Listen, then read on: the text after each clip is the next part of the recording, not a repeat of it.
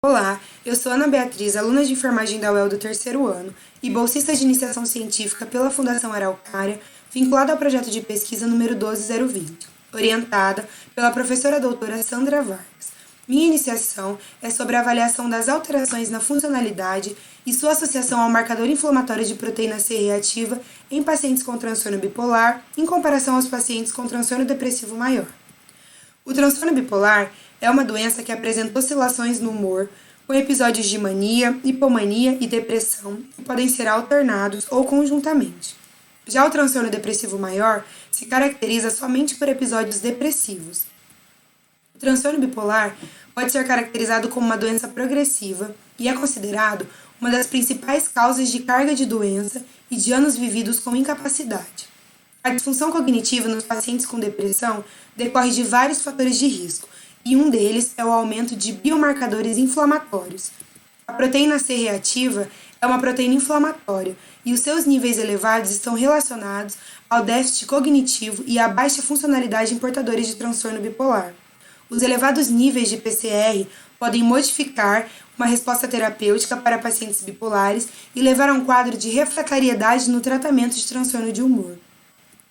O objetivo desse trabalho é avaliar as alterações de funcionalidade e níveis plasmáticos de proteína C reativa nos pacientes com bipolaridade e compará-los aos com transtorno depressivo maior e com os indivíduos que não possuem transtorno de humor, que foram os grupos controle do estudo.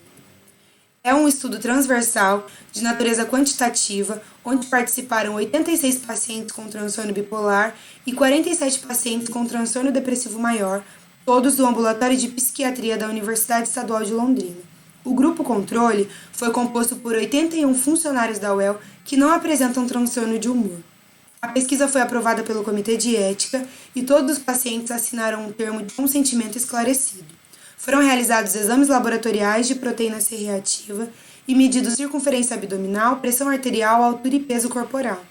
Foi utilizado também um questionário onde os pacientes responderam sobre os dados sociodemográficos.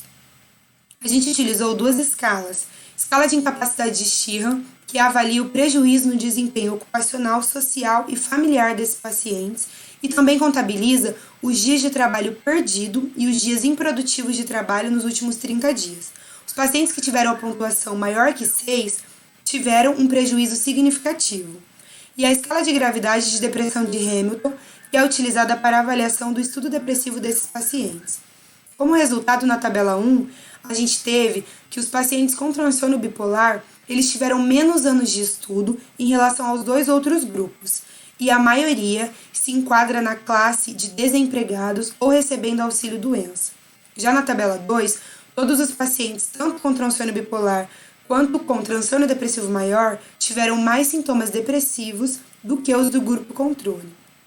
Na tabela 3, a gente observou que dentro dos exames de sangue para PCR, não houve diferença entre os pacientes com transtorno depressivo maior e transtorno bipolar em relação ao grupo controle.